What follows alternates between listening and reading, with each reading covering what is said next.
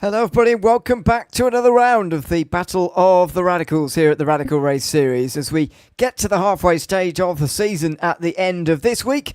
It's the Silverstone Grand Prix circuit for two races again tonight. The SR8s and SR10s making a reappearance here at Silverstone tonight. Myself, Larry James Parfitt, bringing you all the action here on the JPB YouTube channel as normal on a Thursday night. Good to be alongside you, of course, James. It's good to be back with the Battle of the Radicals again. I would say good to be back at Silverstone, but I know you're not going to repeat that sentiment as well. You had to start straight away, didn't you? With an argument, yeah. You didn't even go in, you didn't even do no warm-up, Mr. O'Leary. We hadn't even done the scores yet, and you're already going full bore at me. No, I don't like it. I don't like it. We've just discussed it in the green room. It's too flat. It's big. You can't walk around it in a day. No. Do you want to? Can I reveal to everyone what you said before we went to here? Don't care. Go for it. No, okay. You said the words, and I can't believe I've heard this. Frankly, I'm hoping that you're going to correct me, and I heard it wrong. That even you'd prefer Snetterton over Silverstone. Yes. Which I think is. There's more action. With the infield as well at the 300 circuit, there is more action. There's just more of everything. So what I'm saying is, please can people back me up on this rather than Jace? All right, well, listen, if you watch it back, leave it in the comments of what you think is better than Silverstone, because I don't like it. It's just one of them circuits, unfortunately, that I don't like. I've been there in real life, and that's the thing. I think I've seen how big it is in real life. No. I do get that point, to be fair, in terms of you can't, like at another, I mean, I haven't been to Brands Hatch, but for example, Alton Park or Snetterton, which I have been to, you can visit every corner or every complex, if you like, in one day of racing, which, I do get from Silverstone because it is the biggest. But I do still think it's the best circuit in Britain. It would be in my top 5 in the world, but there you are. No. Anyway. I don't even know if it would make my top 10. In fact, I'd probably put NASCAR ovals in front of this. Martinsville, Bristol, Daytona would all be in front of Silverstone. Goodness me. Well, all I want to hear from people is that they don't think Snetterton is better than this place. But if people start coming to me in the week and saying that, then I'm going to be right, hold on. Stevie Webb's at YouTube chat. Steve, do you think Snetterton is better than Silverstone? Let me know. He's been dragged into this conversation. His message was, sorry, can't race tonight. Have not been in long from work. There you are. Unfortunately won't see Steve in tonight. But hopefully he can stay watching along and answer that question, and hopefully in my favour. Anyway, let's have a look at the points before we get any further towards the end of this qualifying session, which is not far from ending, by the way, with Simon Renan currently leading the way. But currently in the SR10 points, Ray Peasley is leading the way by 33 now in front of Dominic Pavera, who actually moved up to second place with last week's performance. Patricio Silva is the only other driver to have been at all, or have 4 races, counting towards his score at the first 5 so far. Then Heinz Braun, who moved up to 4th place last week. Phil Glover was the one who dropped down because he missed out last week. Seth Brown moved up to 6th place, so running out the top 10. Robert Woodward, Freddie Schroeder, Amemo Mandiga and George Gonzaga running out the top 10 there. And in the SR8, Simon Renan, who's leading this session at the moment, is leading the way in the standings as well. 13 points in front of Mike Bousson. Oleg Gullickson, another 16 points back. Then another jump back to Stefan Mellis. They've all got the most races counted. However, Gullickson moved ahead of Steve Webb last week with his performance. But that's the only movement inside the top 8. In the SR8, rather, from last week, which was at Road Atlanta, Read of YouTube. course. And sorry? Read YouTube. Oh, God, Steve Webb. God, yes. Told you. Better. Told you. Goodness me, I'm going to be hurting myself in a minute. Anyway, can I tell people what you said before the green room as well? Before we started. No, what did I say? If anybody agrees with me, Steve, he said he's going to be fighting people. That's what he said to me. He said, if anybody agrees with me, he's going to be fighting people. So watch out, Steve. Ewan's on his way. I will not travel, Steve, to fight you, but if I come across you, I might. Anyway, one thing quickly before the end of qualifying I want to get to, the week before last was Imola, and it was a little bit in favour of the SR10s, let's say, and SR8s were given a bit of a boost for Atlanta, and I thought last week's races were absolutely fantastic. They were great entertainment. Hoping that the bounce-up performance, which is set for this week, is going to provide us with more of what we saw last week rather than the week before. Yes, apparently so. It's been quite good. Minus 45 kilos out of the 10 with 97% engine power. 104% engine power in the SR8s with 45 kilos added. So, yeah. Should be a little bit more closer, and Simon Ronald topping the time in standings, and not really a massive gap between all of them, to be fair, sir. No, indeed. Pretty tight across the board. Simon Ronald taking pole by 3/10 in front of Kjetil Larsen. Then Heinz Braun and James Barry on row 2. Bruno Vitorino and George Gonzaga then on row 3. Then Mike Bussen, who's the second of the SR8s today, in 7th. There's only 3 of them, to be fair. Freddie Schroeder's next in 8th place. Then Stefan Mellis in the other SR8. Phil Glover rounds out the top 10 ahead of Ray Peasley, who's qualified the last of them. And Dominic Pavard and Commentators Bjorklund did not set a time. Hopefully they will race. A couple of those guys appearing very, very late on for tonight's racing. So hopefully they will start, but not even enough time for some of them down the back there to qualify. I think Kim on JP Bjorkland, pretty much got in now. So there we go. Yeah, exactly. So he's coming very late indeed. Let's hope that he is ready to race pretty much straight away, because he's only got a minute or so to grid up now for race 1 of the day. Just 8 laps round here for the first race, and then we'll have the normal full race length for race 2, which of course will also be a top 10 reverse grid as well. So 3 missing out today on the reverse grid, and normally you'd say, well, probably that's going to be taken out by incidents and accidents, but actually it's such a big and wide open circuit, as we've already mentioned, that actually we may well see more than 10 finishing here on the lead lap and finishing well. And so there really might be a fight for that 10th place towards the back end of this race. But let's wait and see. Schrever's the last driver to get himself onto the grid indeed here, or indeed won't in the next 15 seconds. Let's hope that he does to take that 8th position. Did qualify, so it would be a surprise if he doesn't get there onto the grid. But anyway, right in the midfield, and there we go, waiting the entire 2 minutes there before getting on to the grid. So, race 1 then, here at the Radical Race Series tonight at Silverstone, about to get underway.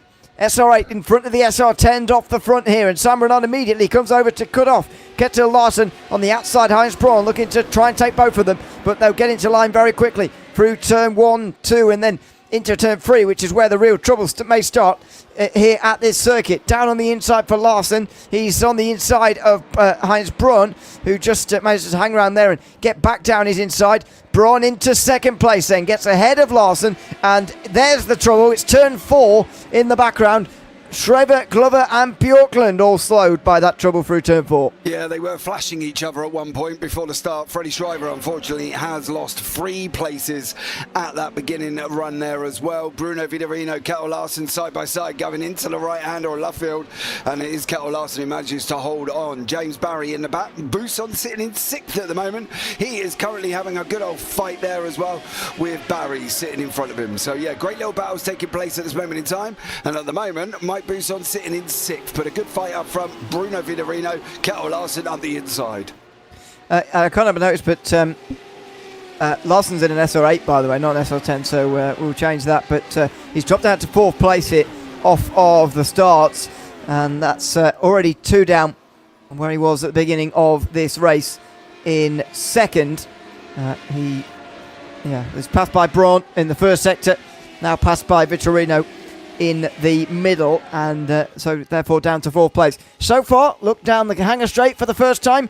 Pretty evenly balanced between the 8s and the 10s here on this occasion as well. It seems like just extra percentage of power there for the SR8s has just made that little bit of a difference in the last 2 weeks. Yeah, this is what went on at the beginning. There's Kim-Andre Bjorklund. Stefan Mellis is there, Phil Glover's there, Ray Pitt. Ooh, little bit of contact with Glover and Bjorklund. And unfortunately, they came together and both ended up going round. You see the returning Freddie Schreiber off the side there as well. But nice little battles all the way through. Mellis has gone round, coming through the right-hander, which is a very big surprise corner to go round. And there might have been contact involved in that. Pavera gets past Schrever as well, or sorry, stays ahead rather, through turn 1 there. Pavera started at the back. The 3 right behind him, don't forget, now including Mellis, have all had trouble here on the opening lap. So there goes Schrever through, and you'd imagine that this may continue to fall away from Pavera as his pace doesn't seem quite up to it, and the 3 who had trouble on lap number 1 are all coming through the field quite nicely, or at least getting past him quite nicely on lap 2. Yeah, Kim-Andre Bjortland's in behind him, which is quite a surprise in the 10 at the moment. He's got some Phil Glover to try and overtake Dominic Pavera, Freddie Schreiber.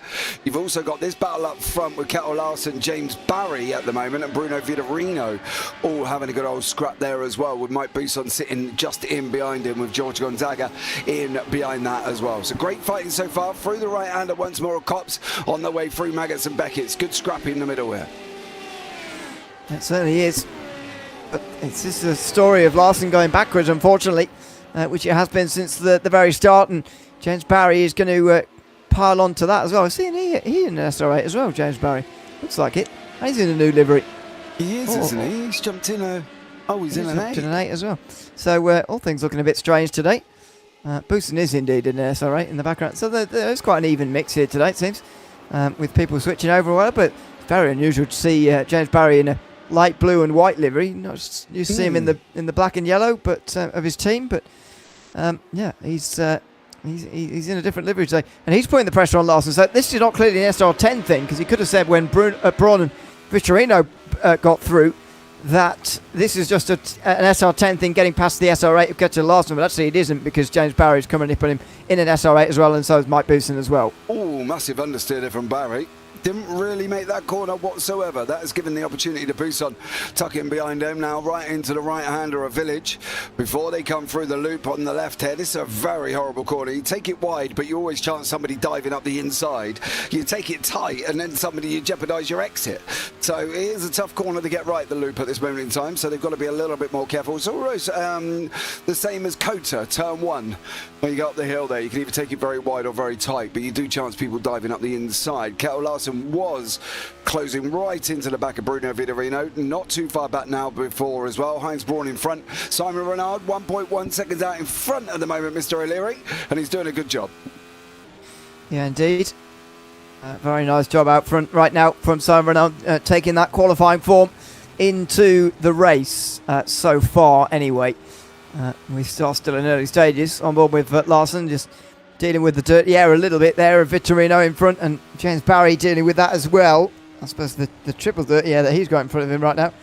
Of course, he's following more closely Kettle Larson, which is probably not helping either. But this is the important corner coming out of Maggots and Beckett's through Chapel. That's the important turn there, and Barry wasn't quite fast in the right place there, and so he's going to have a difficult run. Although he's still getting in the slipstream quite nicely here, and it would be a bit of a lunge from that distance for him to get through. But you can see he's probing here. You can see he's giving it a go at the moment, as there's a big slide in front there from Heinz Braun.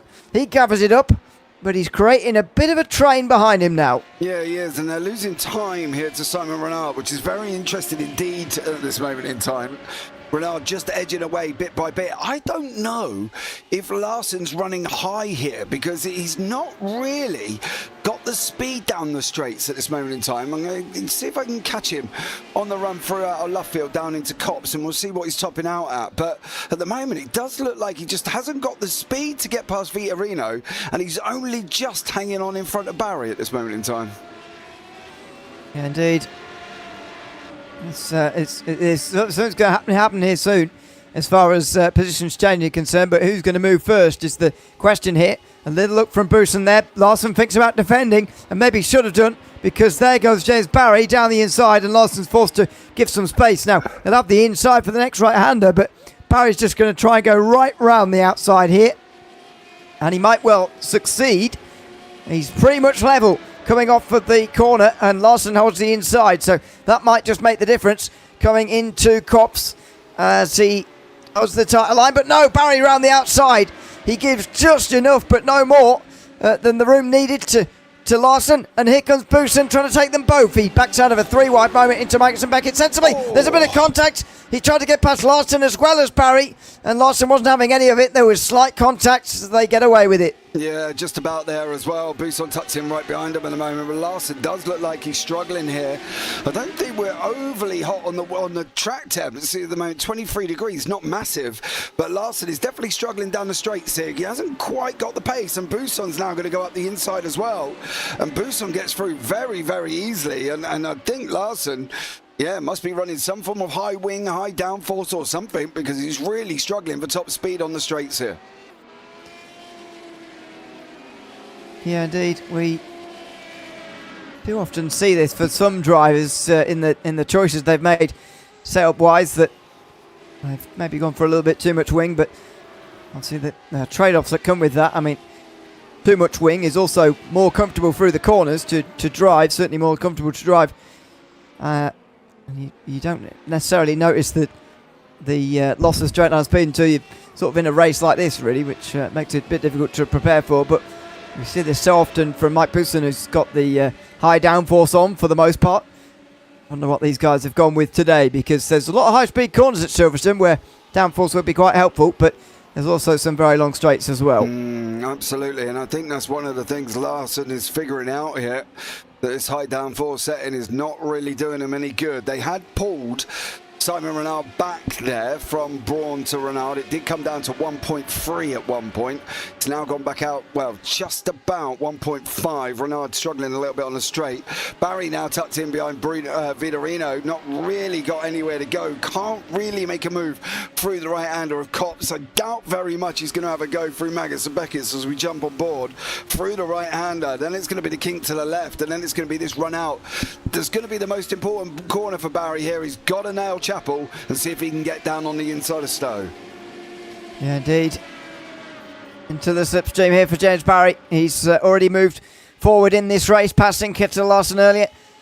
He's just stalling out there towards the end of the straight there with Bruno Vitorino, who manages to stay in front of him in third place this time around. But Barry is certainly pushing here, and he'll surely give this a go before the race ends, and actually he'll give it a go now. Oh, he breaks so late for that final chicane, but he pulls it up and he manages to get up into third place. What a great pass that was from James Barry, and a surprising one, because that was quite a lunge down the inside. Yeah, he caught Vitorino off guard there as well. Vitorino tried to come back at him into the right-hander, couldn't quite get alongside of him, and now, unfortunately, he's going to have to sit there in behind him. We've got Buson Larson as well. I am surprised at Kim-Andre Bjorklund. Knowing that Kim's driven these cars for a long, long time, I am surprised he's still down in 10th place. He will take pole if he stays there, but that is a bit of a shot that Bjorklund's not moved further forward. Knowing what Bjorklund's like, knowing how he races. Yeah, indeed. Well, Bjorklund's back in the pole position place at the moment. The top 10 reversed at the end of this one. He's only just in front of Phil Glover, so he's going to have a fight for this 10th place. But nevertheless, he is there for now, at the very least. Up in front of him, Trevor and Peasley, by the way, and that's wide from Bjorklund as well. Yeah, will allow Glover a bit closer. That's all right. Mellis has had an incident through lap number 1, don't forget, earlier on, and this is how he did it. You mentioned it was a strange place at the time, and not many answers there. It was strange. Yeah, he just didn't seem to have the grip coming out the corner, and then the back end just went, thanks very much there, as Glover's now having a go at Bjorklund. Go on, Phil, look at him getting his elbows out. It's for an important position as well, with the 10th, as I mentioned, and he's not quite able to do it there. But yeah, this is impressive from Phil Glover at the moment, putting this pressure onto Kim-Andre Bjorklund. Do I think we'd say, and maybe he'd admit as well, Phil, that Kim-Andre Bjorklund is a bit quicker than he is generally from what we've seen so far. But well, that's not being shown quite at the moment between these two. Oh, Vitorino's got to slow down. Where is he going to take that? Oh, he won't slow in through Club. Oh, he's going to go and just take it off the racing line there. Buson's going to go through. Vitorino's slowdown's not going to help him. Fastest lap of the race, James Barry. They've all closed in on Simon Renard as well, and they've only got one more to go. Vitorino still got that slowdown. He's got to try and get it off soon. Oh. Don't go diving for it. Take it off. Just gets it off there, Vitorino. Yeah, he went for that because he knew that, well, obviously we can't tell, but he must have known that there was only about a 10th of a second to give anyway. Oh, he slid there trying to make amends there coming out of turn 4. He was trying to get back past Buson, and instead he's going to lose places. George Gonzaga is going to come through into the top 5 by the looks of it. That's a really costly error for Vitorino, who's now down to 6th position. It's only one down on where he qualified, but compared to where he was at one stage in this race, that is down many places now. Around the outside for Gonzaga. He's not quite got it done yet, but Vitorino can only hope to hold on to 5th now. It's going to be no more because there's a couple of mistakes in the last few moments that have cost him. Yeah, it's such a shame as well. He'd driven a mistake-free race throughout this whole one for Brino, and then on the last 2 laps, he's made 2 errors. That's unfortunately dropped him all the way down in 6th place now. So Vitorino's going to be kicking himself there. He couldn't just quite maintain it at the moment. What is going on down here? They were very, very close at one point, swapping places, these two. And they're still going at it now. Phil was giving Kim on JP Auckland a proper fight for his money here. And for his 10th place, indeed. Yeah, he really is, and it's good to see for Phil. He must be very hot though. VR and also motion sim. Ooh. Yeah. Headphones, VR. I'm presuming headphones, VR, and yeah, I would have thought so. I mean, I'm hot enough just sat here with a headphone set on, to be honest with you. I feel you, bro. You always forget until it gets to the warm months just how much heat comes out your ears, because and not just when you're angry, of course, but it really just trap it in, and so you feel like you're sort of sweating. Not quite in an oven, but maybe on an oven at a low setting. Anyway, here's the battle for 6th place. Kutcher Larson trying to regain some of these places that he's lost throughout the day. And Bruno Vitorino seems like the obvious target right now, because he has been losing them in the last few moments. Coming down towards Brooklands, there might be a chance here, but obviously the SR8 having a slightly worse straight line speed is going to find it difficult, and Larson is on the last lap now, so not many chances left. Yeah, absolutely. Barry's got a good old go at him at the moment. He's having a go at Heinz Braun here as well, with half a lap practically left to go. This is going to get very spicy at the end here for James Barry and Heinz Braun. And for Simon Renard, who's led for every single lap, of course, hopefully should be able to maintain it and stay in front, because it will be a bit of a shame if he loses it. But these two are coming at him over this next half lap. Yeah, they certainly are. Oh, Bjorkland's made a mistake. Oh, he has, yeah. Fuglhover's up to the top 10. Stefan Mellis has moved up a place as well because of that error there for Kim on JP Auckland. We'll see it quickly before we see the leaders over the line. It's into Lovefield. It's not actually side by side. It's certainly no contact. He's trying to get on the power. He's trying to push on away from Glover, and he just spins on his own. He'll be very, very frustrated indeed with that. Well, Simon Renaud has indeed lost quite a lot of his lead late on here, and Heinz Braun has really, really closed in. A couple more laps and this race could have had a different ending, but as it is, Simon Renaud has paced it pretty much perfectly, and he's going to come home to win race 1 at Silverstone tonight, just by a few tenths in front of Heinz Braun, the SR10 winner. Simon Renaud wins in the SR8s, and that is a performance of doing just enough to go on and win a race. Yeah, great job from him. James Barry coming home there behind him as well. Phil Glover is going to be on that pole position for the feature race. He's managed to hang on. Freddie Shriver hung on, I should say, when I speak English, from Ray Peasley. Mellis is coming over the line as well after his very bizarre spin. And then Kib on JP Auckland is going to be kicking himself, I think. And then Dominic Pavera will be the last one. Yep, indeed, had a bit of a difficult race in 13th position with a bit of trouble. Oh, and there's one last bit of trouble as well, just coming to the line there with a half spin over the curb. But as I mentioned, all 13 getting to the end there on the lead lap in a reasonable time as well. I mean, it's a big circuit with a lot of space to run off if you need it over the course of the day, which a few did, but not too many. It's Simon Renaud who wins, though, by 3 tenths in front of Heinz Braun, the SR10 winner. 3 SR8s in the top 4 with James Barry and Mike Bousson making up places on there. Bousson at the head of the next group with George Gonzaga, Bruno Vitorino and Kutcher Larson in it. Freddie Schreiber held off Ray Peasley for 8th before Phil Glover claimed that pole position at the very end there. Stefan Mellis, Commentators, Bilton and Dominic Pavera will have to start from where they finished in the first race. So that was a pretty good first race. I thought. I mean, I said, pretty much doing exactly what was required to win the race there, Simon Renaud, but absolutely no more. it's a little bit disappointing that the race ended after 8 laps, to be honest, because I'd be interested to see whether that was his absolute limit. And, it was only a matter of time if that race had carried on for another 4 laps, let's say, before Renan got overtaken, or whether he was just timing that right and just, as I said, coasting along doing the minimum to go on and take the race. Be interested to find out, but we'll never know because he only won by 3/10 of a second. But he may just have been timing that in race 1 there. At the end of the day, he took the race victory, and no one can argue with that. No, definitely not. That's the thing, isn't it? If he was managing the gap, then fair play to him, because he did run for pretty much most of the race, a second and a half, just about round about that for the whole entire race. So, if he has done it and managed it, then fair play. You know what I mean? Go for it. You know what I mean? Good lad. But yeah, it's going to be interesting to see in race 2, though, and watch him try and come through the field. I'm going to be very surprised at how far he can actually get. I am hoping for a little bit more out of Kim-Andre Bjorklund. I've got to be honest.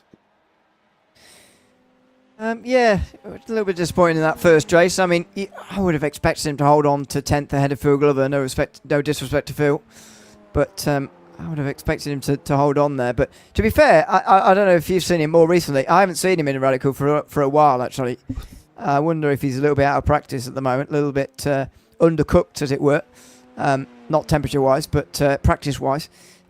Because of his recent exploits, I don't know, but I certainly haven't seen him in the field for a while. Yeah, no, I think you are right. I think I haven't caught him in a Radical for quite a while. Actually, I thought he took part in the Friday night top used split. To, yeah. Used to, yeah. That's what I mean. I haven't seen him there either for some time. So, or maybe I'm forgetting, but I don't think I have. So yeah, might be his first run out of the iRacing season, indeed. Anyway, Phil Glover has taken the pole then with that reverse grid for race 2 ahead of Ray Peasley and Freddie Shraver will be able to continue their battle for second and third. Kjetil Larsen, who was at the head of a group for much of that race, is now at the head of another one, I'd imagine. Bruno Vittorino, George Gonzaga, Mike Bousson, James Barry, all of whom passed him in that race, will be starting behind him now, as will Heinz Braun, who also passed him, and Sam Renan, the race winner. Melis, Bjorklund, Pavera will start where they finished, as I mentioned. So there is the grid. Freddie Shraver, who's going to make his weight, I'd imagine. Oh no, indeed he's been caught out maybe by that because he's not on the grid, and so there's a massive gap there in one of the primary positions, which is going to give everybody a lot of space coming down in towards turn 1 and more importantly in towards turn 3. But we're underway for the second time at Silverstone, and Bousson steaming down the middle, got off to a great start. Not sure he's going to find anywhere to use it though. He's blocked on the left and in the middle there by a couple of drivers in his way, and so he's still languishing where he was before. Glover defends the lead well in front of Vittorino. They've got a chance to get away here, but Kjetil Larsen is right onto them in third place. Now into turn 4 where the trouble was in race 1. They all get through cleanly this time. Yeah, Glover still managing to stay out in front there. The question will be how long can he stay out in front for? Oh, Melis off in the background again, and you see them 3 and 4 wide, 3 wide coming down here.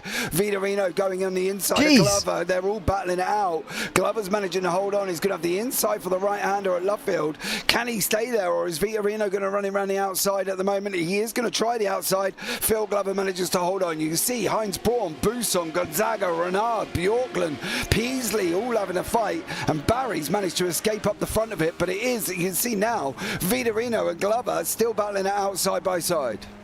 Yeah, it's hard to know where to look at the moment. Side by side for the lead. Here comes Larsen as well, and both of them maybe. He's on the very right-hand side of the road, and he's going to get past Glover, I think, but not Vittorino as well. In fact, he doesn't even get Glover there. So the whole field is going to get smashed back together. But we'll take some replays of the start in a moment, because there was a lot happening there, especially down towards Brooklands, by the way, because behind the race lead between Vittorino and Glover, there was all sorts happening, including George Gonzaga making the biggest dive down the inside. In the end, it hasn't really worked for him. He's down to, I think it was him anyway. He's dropped to the back of the group now, though, where Simon Renan is, by the way. Oh, and now there's trouble. Braun gets into it with Ray Peasley through Stoke Corner. Oh, man. I don't know if that was contact or if they just lost each other there. That was a bit nuts. Surely has to be contact. Yeah, Braun's trying to come across on Peasley, who just goes into the back of him, and they both go off the road. It's look, one of those things you see in multi-class racing more often than single-class racing like this, where you make an overtake and then you come across in front of someone and stand on the brakes. It's what looked like happened there as Barry gets past Glover. Yeah, Barry's just gone up the inside of Glover. Freddie Shriver's in YouTube chat. Not doing race 2. I'm shattered, he said. I don't know if he said it like that, but it sounds cool. So, so Freddie Shriver's not making it. Is he from Essex? I have no idea. I can't answer that question. He might be. I don't know. It just sounded good. Well, there you go, Freddie. I don't know if you sound like that, mate, or not, but if you do, fair play. You're going to find out he's from Newcastle in a minute. Anyway, here's down towards Brooklands again. Renan putting the pressure on Gonzaga. Obviously made up a couple of places now, Renan. He had been exactly where he started until that incident between Peasley and Braun. That was close between Glover and Bjortland, by the way. Kimmonji Bjortland getting past Glover and making a great start, by the way. Up into the top 5 now. So the two drivers who were battling for 10th place in the previous race are now fighting for 5th in this one. Glover fancies his chances at getting back at him but can't. And he goes wide, and that'll be Bjortland into 5th pretty comfortably now. And you'd imagine, likes of Renan, he's missed the boat here, I would say, the previous race winner, because Vitorino, Larson and Barry are gone. They're fighting for the race win in the front 3 right now, and they're gone. Yeah, they are. They're battling away at the moment. Freddie Schreiber, dead middle of the country, apparently, from Shreddy. Oh. Freddie. So I don't know where that exactly is, but wherever it is, that's cool. Sounds like my neck of the woods. Birmingham. Yeah, maybe. Midlands? Something like that. Is it a Bromley? Maybe it sounds like me. Maybe. Who knows? God help us. God help him. Yeah, exactly. Anyway, here's Renan down the inside of Glover again. Gonzaga got through pretty easily. Renan's going to try and follow, and does so. And you know, this has been, as we complete lap 2, a loss of 7 places here for Phil Glover. But I've been glad to see that he's not been completely frightened out the way by everybody, to be honest, which you have seen on sometimes in the past when he's got pole position, which has happened quite a few times now since we started doing reverse grid races some time ago. Sometimes he's almost got scared out the way. That hasn't happened here. He hasn't been able to hold on to many more of the places that otherwise would have done. But nevertheless, he's put up a decent fight, and now he can, I think, get on with what he prefers, really, which is getting on with actually driving properly without looking in your mirror every corner, because I think that does affect him a little bit. And this part of the race now, where he's on his own a bit more, will be a bit more suited to him. Yeah, just a bit of a shame. I just wanted to see him fight up front, you know, get a win for us. That would be ideal. Apparently, Freddie's from Northampton. Oh, yeah. Nice. Yeah, about an hour and a half from where I grew up, so they were. Anyway. Poor man. Never mind, Freddie. There's worse places. Indeed. Here comes Barry down the inside of Larson. Repeat of race 1 in some ways, although Larson's putting up a fight this time. Cuts back through Copse, and he hasn't got the straight line speed again. That was very telling there. It's not a very long straight between Copse and Magnussen Beckett's there, but even that short straight, he couldn't hold the pace of Barry. So either James Barry's got a very low downforce setup on, and Larson's got a high one on, or both, because the difference between them is massive. Look at the time gap go up here, despite the fact Larson's in the draft. Yeah, I don't think Larson changed it during the break. To be honest with you, I would have had a go at changing it and putting it maybe not low, but maybe medium, and seeing how they go here. And he didn't do that, and he's lost places. Buson's got to slow down at the moment. He's sitting in 4th there. Not quite sure how he managed to get a slowdown in through Stowe, unless he ran wide and picked it up there as well. So unfortunately for Buson, he has got to slow down and he's got to try and get off, and he hasn't really got anywhere to do that over the next sort of half a lap. So unfortunately for Buson, he might just have to not slam on the anchors, but move off the racing line and try and lift and coast a little bit. Just about got it off there as well. But Kel Larson's still having a go at James Barry. Even Freddie agrees there's not many worse places than living in Northampton. Don't do your hometown down like that. It might not be his hometown. How do you know it's his hometown? Because you just asked him that, didn't you? No, I said, where do you live? He said, down in the country at Northampton. Yeah, that's not where his accent's from. What is a Northampton accent, Ewan? Sort of neutral, unoffensive. Unoffensive. Yeah. So well, some people get quite offended with a Liverpool accent or a Brummie accent, don't they? Yeah, exactly. Unfortunately, Dudley. That's my best one. that's Dudley is the worst one. I saw a great line in a film that summed it up. They may talk slow, but it doesn't mean they're thick. So there we go. Right. Yes, fine. Hey, look, if I'm going to upset people, I might as well do it, right? Well, I don't know. Is anyone from Birmingham here? I don't know. I don't know. Anyway, I don't mind a Birmingham accent, but I understand I'm in the minority there. Anyway, we're going on a lot of tangents today. Well, I know. It just seems to go, doesn't it? We have these moments. It's Silverstone, mate. I told you. It's the track. That's what it is. I'm not blaming the track. I'm blaming the circuit, to be honest with you. Fine. It's Simon Renaud, who's got a decent exit out of Magnussen Beckett's, but again, look at the gap for him going up as well. And it's all well and good when he qualified on pole, which he did earlier, and of course raced away with that first race victory. Although in the end the gap was quite small. The passing people in race 2 is where it gets a bit more difficult for him.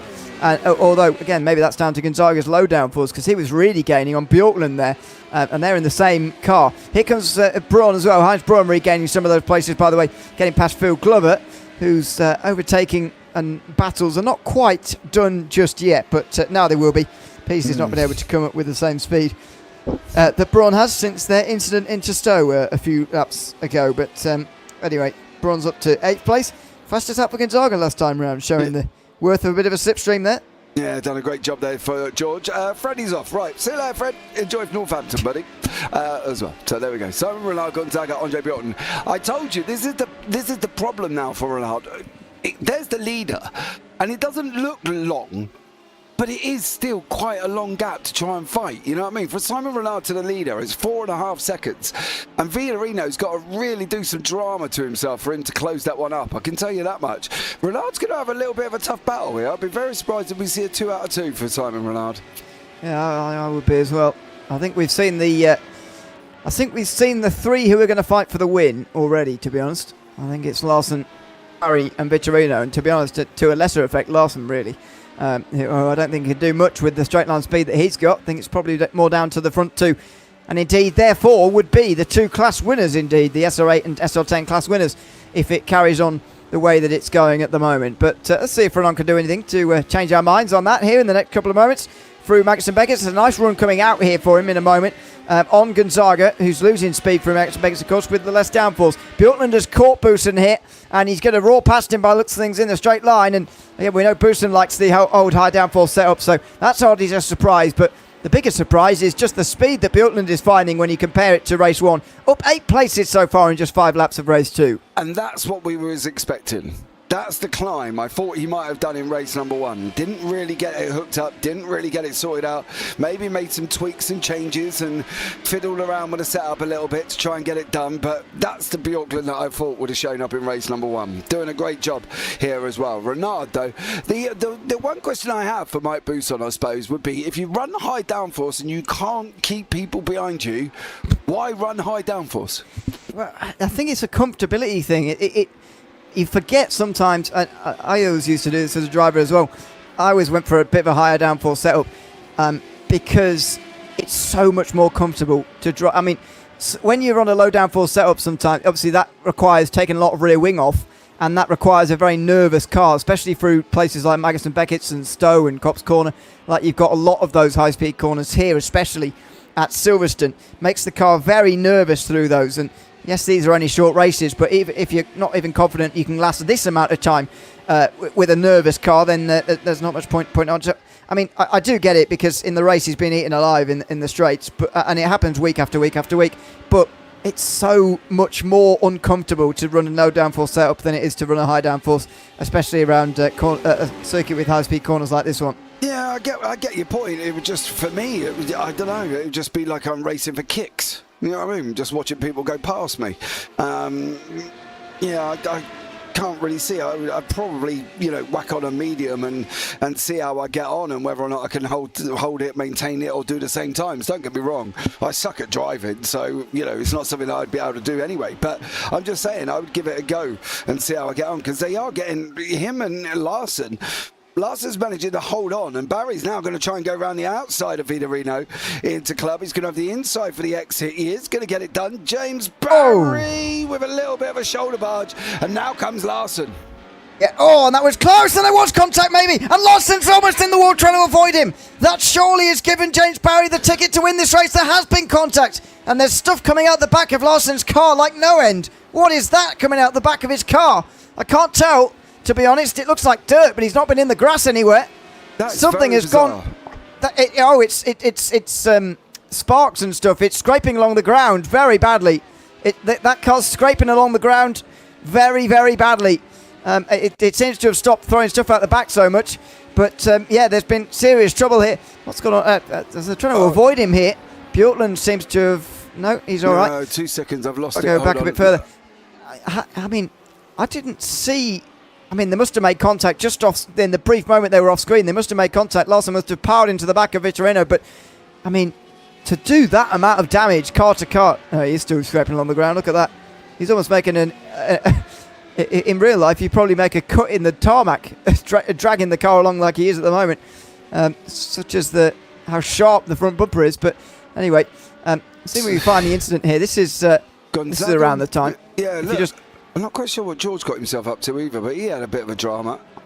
Contact with Buson. Yeah, I need to go back. It's just there. Sorry, I'm going to do this the unconventional way. Oh, he does hit. Yeah, he does hit him pretty hard. So he thinks. Well, I suppose Vitorino doesn't think he's going to keep his nose in there. But if you're Larson in that situation, you have to put your nose in there because you're in a high downforce setup. You're waiting for those exact kind of moments. If you're not going to take those moments as opportunities, then you're not going to get any chances. So Larson had to stick his nose there. Vitorino didn't recognise that he was going to do that. Came across on him. Vitorino nearly spins and does a good job not to, but Larson gets pretty race-ending damage there. Yeah, he definitely does. I'm just going to go back. I cannot work out where Mike is getting a slowdown off Stowe. He's just got another one.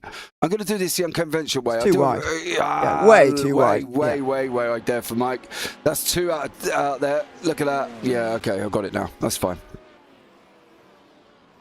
Yeah, very, very wide through Stowe. I think if you get away with just an off-track if you stay on that green bit. I don't know if it's just painted tarmac or whether it's actually AstroTurf, but I think you get away with just an off-track if you're on that green bit. But if you're further away into the tarmac, which is really quite a long way away from the white line, I might add, then you get a slowdown as well, because there is a bit of an advantage to track extending there, obviously, going wide through Stowe. Well, we're coming towards the end of lap 8, which, of course, always note is the distance of the first race.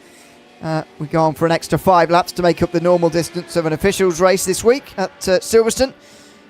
It's always a short race at Silverstone, such as the speed of the circuit and the relative quick lap times around here compared to the race around here less than 25 minutes in officials for the fastest drivers. Some of them, a lot of the tracks are way over that number in how long they are, but 5 laps to go at the end of this one, and it's hard to see James Barry messing it up from here unless he does mess it up himself. That's the only way he's going to lose this. He's got a 3-second lead over Vitorino, who himself is looking pretty comfortable in second. And the story of the day, Kim-Andre Bjorklund having a resurrection here on the podium in race 2. Yeah, I think you put it right, to be honest. I think he has had a massive form of, I don't know, just confidence boost, I suppose, or something. But he is doing an absolutely stunning job. Up 9 places. Barry up 7. Vitorino up 3. So 19 places the top 3 have gained in this race as well. So fair play to them guys at the same time. But Andre Bjorklund has got to stay ahead of Buson, who's got Renard battling away in behind him. Barry was out at 3 seconds. It's now coming the other way. Oh, he's had... Whoa. Is that true? Well, I said earlier that the only way he's going to lose this race is of his own making. Well, I'm not sure what he's done, but he has made his own. I'm going to have to do it this way because I can't get... He Whoa. has a slide and a wiggle. Turn 2. That is unusual. And there you go, 3 seconds gone in one go. So Vitorino's right there again. And don't forget, Barry got past Vitorino cleanly before. There was no contact with Barry, but with Larson instead. So there won't be any bad blood or anything between these two, even though the last battle of theirs did end in an incident. Behind Bjorklund, Buson and Renana, just a bit too far away to be making a difference just at the moment. But again, if these two fight in the next 4 laps, then it could be a 5-driver fight for the win. Yeah, I wonder how Vitorino's going to approach this, to be blatantly honest. I wonder if he is going to try and make a move with him. Has the 10 got the pace? Has he... Well, we'll find out when he comes out of Chapel, really, and what he does, whether or not he can close right in here for Bruno Vitorino at this moment in time. But has he quite got the pace over James Barry? It does look like that 10 is quick. He can have a go here, Vitorino. Trying to go around the outside. Oh, Barry left him just enough room. Yeah, indeed. You've got to be careful there because the braking zone does curve round a little bit before you actually get to the corner itself, so you can think you're giving enough room, and then suddenly they need a little bit more because the track falls away from them a little bit there on the left hand side, and suddenly you can get into contact, which might be a part of how Braun and Easily got together earlier on. That was a little bit of a different crash. Personal best from Vitorino that time, a 54.4. And that is a signal of intent here that he is putting the pressure on to James Barry now. Also a signal, though, that James Barry is not going particularly slowly, because you might expect that when somebody makes a mistake. They slow down a little bit when they're right in front of somebody else, but Vitorino's actually benefiting from Barry being so close in front of him at the moment. But can he work his way past is the big question here in the next 4 laps. I don't think it's going to be here. I don't think the 10's quite got it here in through Luffield. I think it's coming out of Luffield, Woodcote, Copse, Maggots, Beckett's, all the way down to Stowe. That's where Vitorino is gaining a lot of time on Barry here. Watch this time come down rather than going the other way. You see it just teetering, measuring at 5:28. Here it goes. Now it starts dropping. Watch Vitorino. If he can nail Copse, he'll get right up behind him through Maggots and Beckett's are coming out of Chapel. Yeah, Vitorino's too far away from here. Now he starts to bring the gap down, but he's just nowhere near close enough through the faster corners. Look at the gap that Barry can pull here through Copse Corner. You saw it initially, now through Max and Beckett. It's a better run for Vitorino, but he's not gaining enough on the straights here. See how close he gets. I don't think he'll be within 2 tenths even. Maybe it won't even be within 3. There you go. 3.5 tenths still. And that was when he started the hang straight, just under 6 tenths behind. So gives you just an idea. He's got to be sort of, I would say, 4 tenths behind coming off Maggots and Beckett's there to make it work. He does have the straight line speed to be able to make a pass, which is the positive, but he's got to be closer than where he's managed so far. Yeah, he is getting it down though. You can see it just on the left there, going up and down, up and down, up and down. Whoa, big slide.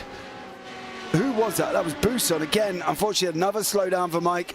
Slid out, coming through out of Club, down Hamilton, and unfortunately had a big old slide. That's brought Renard riding back into the action here as well. So Simon Renard going to be trying to get a hold of Buson. Buson's got to slow down, going to take the loop very, very slowly. There you go, and he does manage to get it off once more.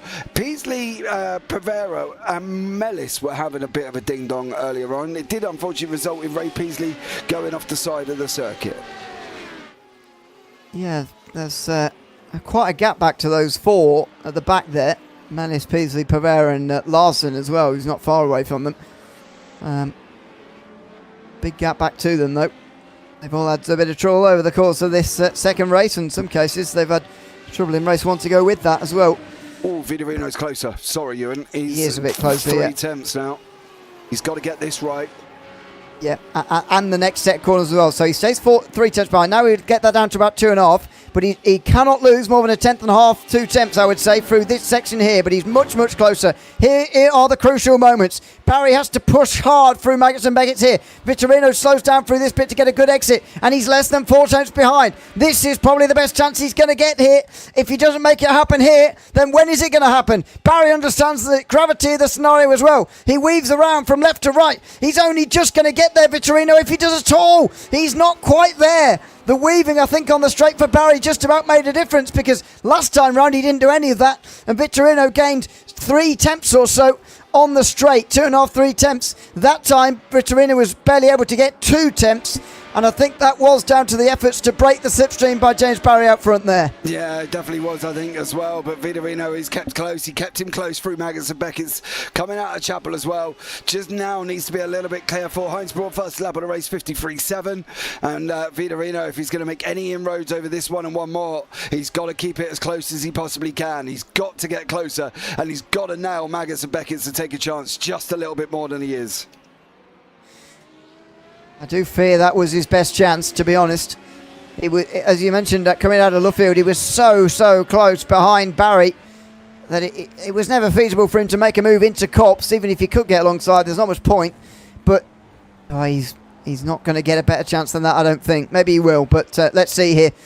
Pavera's had more trouble, by the way, down the back of the field. He's now properly down to 12th position in this race now. There it is, 4.5 tenths between the top 2. And don't forget, Vitorino was about 2 tenths closer than that at this stage 1 lap ago. He's hoping for an error, really, from James Barry now. Yeah, and we've seen Barry make an error. I wouldn't be surprised if it came. You can see in the background there, Simon Renard just having a go at Buson. Just want to see how this one copes. Can he get any closer than 4 attempts at the moment? 4, he can't really afford to lose anymore. Oh, he's got massive understeer. See him turn the wheel and the car just not going anywhere. I don't know. You might be right, Ewan. You might be right. It might be his only opportunity. I mean, look at the time that he gains when Barry's not moving around. The breaking of the slipstream that last lap made such a big difference. As Braun and Busson, meantime, get side by side. You don't need to be quite as close to Mike Busson, I wouldn't say, if you want to make a pass on him towards Stowe corner, given the downforce. Here goes Heinz Brunt. It's a real recovery drive from him, by the way, don't forget, after his crash into Stowe a while ago. Oh, Vitorino made an error. He has made an error. He's nearly a second behind Barry. I think we know the name of the race winner. I've said that before, and then he made a mistake not long after, but he's this time got nearly a second, and that's bringing Kim-Andre Bjorklund in. What a surprise second place this would be if he could steal the class win away as well, don't forget, on the last lap this would be. And how guttering is this for Vitorino? Made a mistake in race 1 on the last 2 laps and just done it again in race number 2. Oh, so close, man, so close. He does win class if he stays where he is, though. Yeah, indeed. So that does count for something. James Barry, Bruno Vitorino, currently the 2 class leaders, maybe class winners at the end of tonight. And still very open SR10 championship, by the way, with Ray Peasley still leading because of his consistency and being here every week, even though he doesn't have the best results week to week. So maybe somebody can start to change that. Bruno Vitorino is somebody who's been here a bit less often than a lot of the others, so maybe he's not the right one. And Kim-Andre Bjorklund the same, making his debut for this season. So I haven't seen him much at all this iRacing season at all, which started a month and a half ago, this iRacing season. So it's been going on a while, and this would be a great second place for him if he could get there, Kim-Andre Bjorklund, but at the moment I'm not sure he's quite going to make it through Maggots and Beckett's. He's got a bit closer there. Vitorino making a bit of an error, but it's not going to matter. James Barry made that a little bit difficult for himself right at the very end there, but he held off the challenges of Vitorino, including when he made a further error coming out of Luffield. He broke the slipstream well coming into Stowe, and it kept Vitorino just far enough away to give James Barry the victory here today. Through the final chicane now, and it's going to be an SR8 to win for the second time tonight at Silverstone. It's James Barry this time who takes victory in race 2 at Silverstone. Vitorino wins the SR10s with second overall, and Kim-Andre Bjorklund with one of the drives of the day, maybe even the season, finishing in 3rd place after a lacklustre first race. He gains 9 places to get a podium in race 2. Yeah, great job from him as well. I want to just have a quick look why they're all finishing up at the moment. Oh, Ooh. There was Peasley. Remember I said he had gone off, and there was slight little contact with Stefan Mellis. This is what went on with Dominic Pivera. This does look like, solo. Where you going, mate? Straight through the gravel. That's where that light gravel came from as well on the late laps. Through the final chicane. There's Bjorklund doing a burnout, which I frankly didn't realise he could do in these radicals, but there you are. He's celebrating 3rd place, and I know people don't like sometimes people celebrate when they've not won, but I think he deserves a bit of a celebration this afternoon because that was quite a drive from him as well to move on to the podium and very nearly the class win. But it's James Barry who gets the overall win. 1.2 seconds in front of Bruno Vitorino in the end, and Kim-Andre Bjorklund, as I mentioned, finishing in 3rd place. Simon Renan did eventually make up place. He took his time, but he moved up to 4th place in the end in front of Heinz Braun, who had that trouble into Stowe earlier in the race, finishing in 5th place. Mike Busson in 6th place. George Kondaga just frustratingly away from the group. Phil Glover ends up with a solid 8th place finish. Ray Peasley and Ketil Larson round out the top 10 in front of Stefan Mellis and Dominic Pivera, who were the only other starters. Freddie Schroeder did not start the final race of today, unfortunately.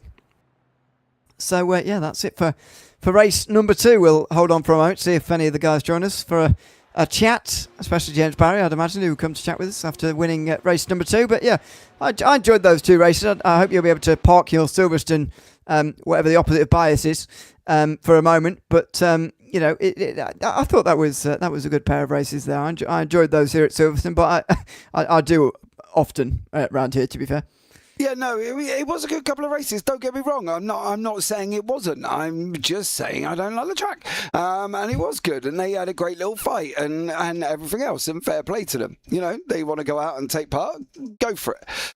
For me, just one of the better tracks. There are other better tracks out there. So there we go.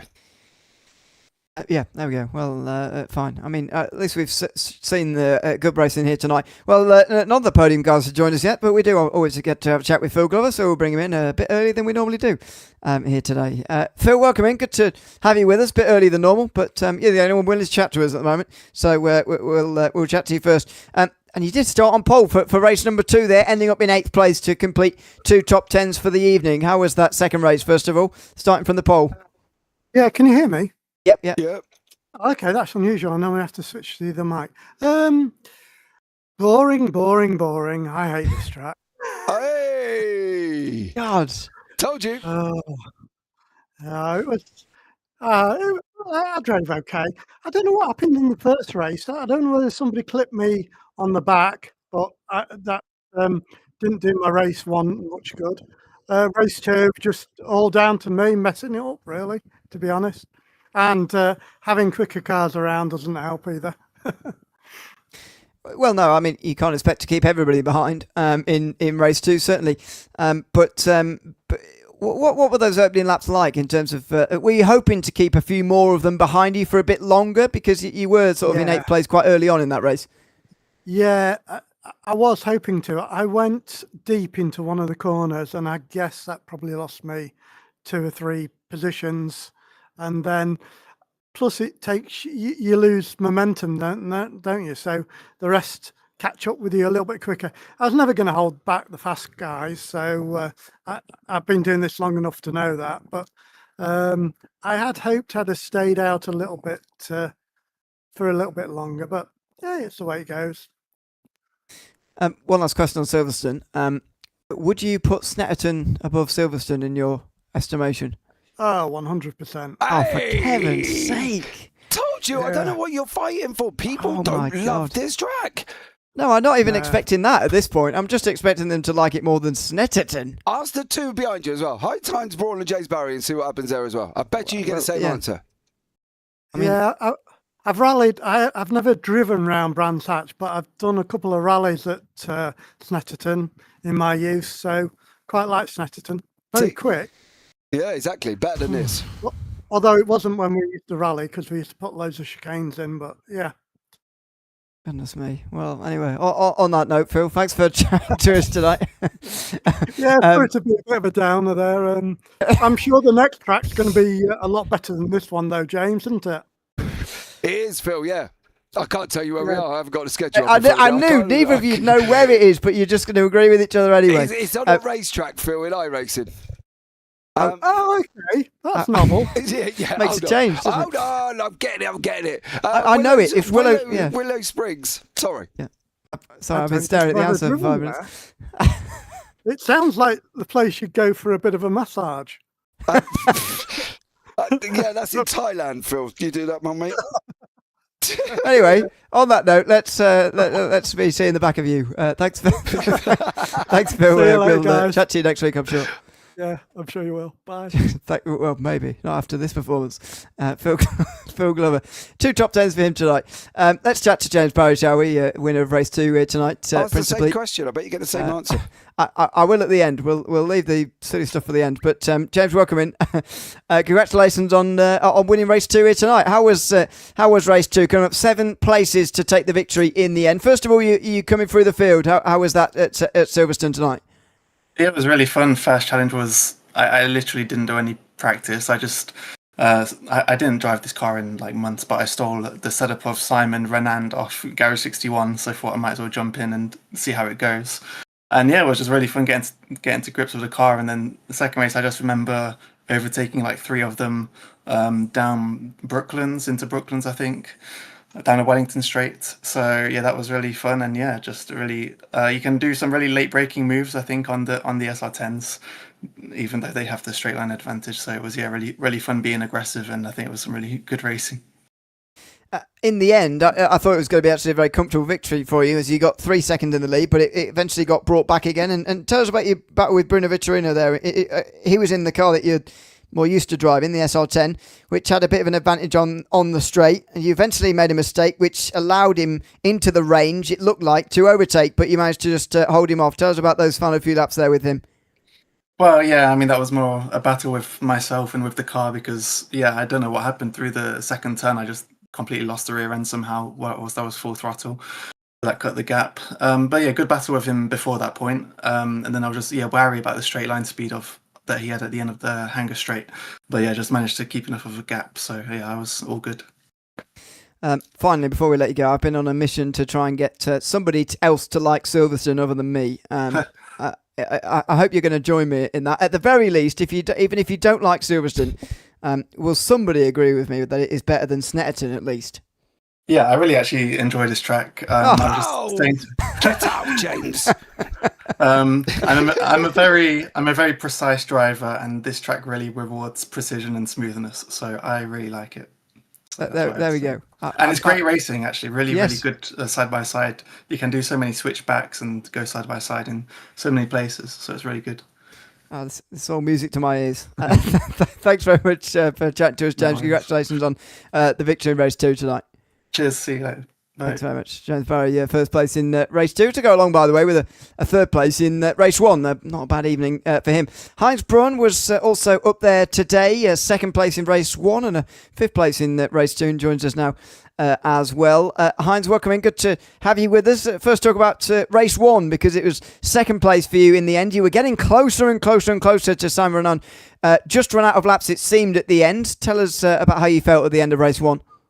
Yeah, in the end of the race one, I've wished for some more laps because maybe he got more problems with the tires in the end. I don't know, but also for me, I have difficulties to be very consistent on the track on Silverstone. It's such a wide track, and I always get the off tracks.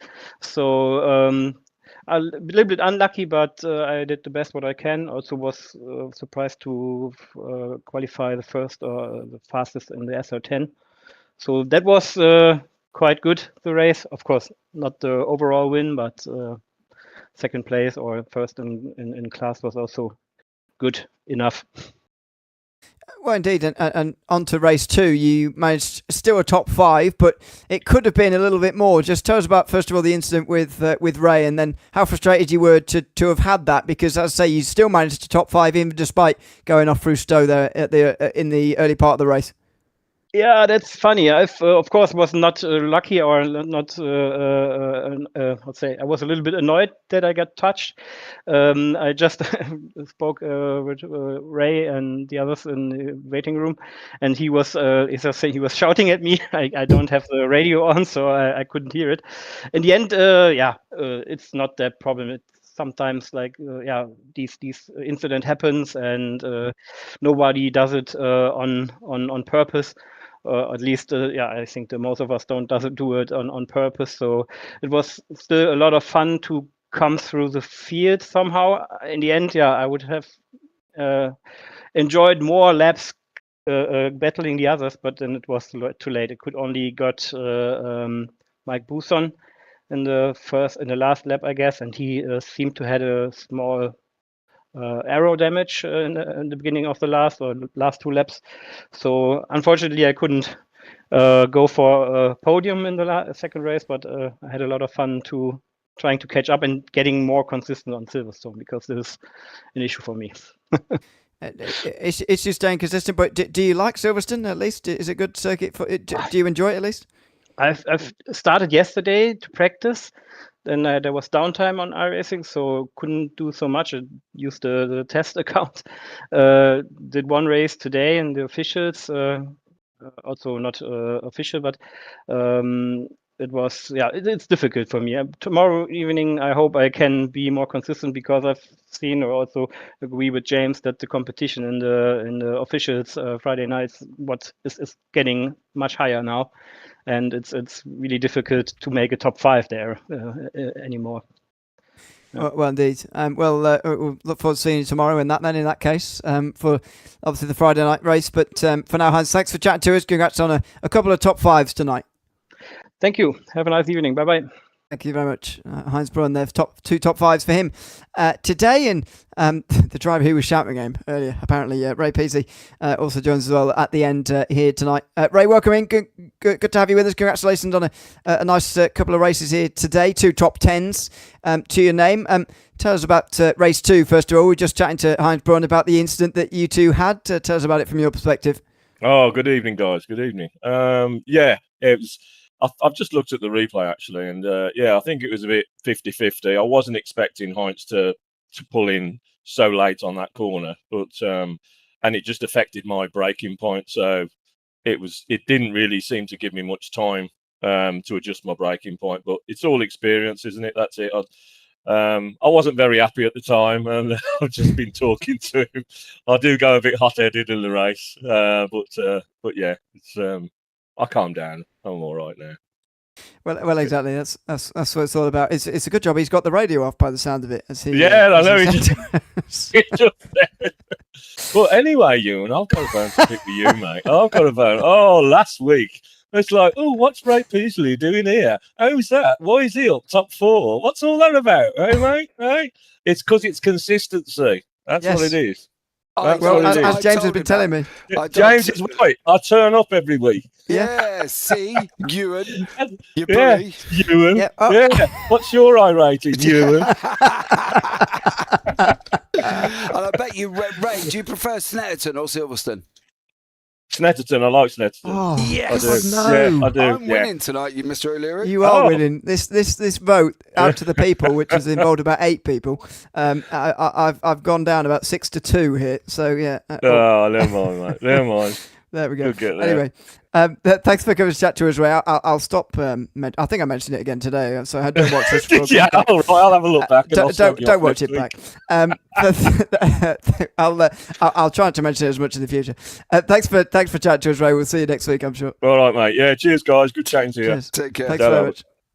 Ray Peasley there chatting to us at the end tonight with 2 top 10s at Silverstone tonight. Well, I've been well outvoted. I'd never knew it was so unpopular, but there you are. Silverstone has gone now. Everybody can breathe a sigh of relief by the sound of that for round number 6. And indeed, the first half of the season's gone already. Hit the Battle of the Radicals. I've thoroughly enjoyed this season. The balance, especially the last couple of weeks, the balance we've been getting between the SR8s and the SR10s has been absolutely fantastic. Yeah, absolutely. I think they've got it near enough spot on now. I think George is working his little cotton socks, and he's pretty much got it spot on with this at the moment. I wouldn't mess around with it too much more, to be honest. I am interested to see how Willow Springs goes next week, though. A circuit we don't often see, but yeah, Willow Springs is the venue for next week. It will be live same time, same place on the JPB channel, as always, of course. So thanks for tuning in tonight. I've been Ewan O'Leary alongside James Parfitt. Until we see you next week at Willow Springs, it's goodbye for now.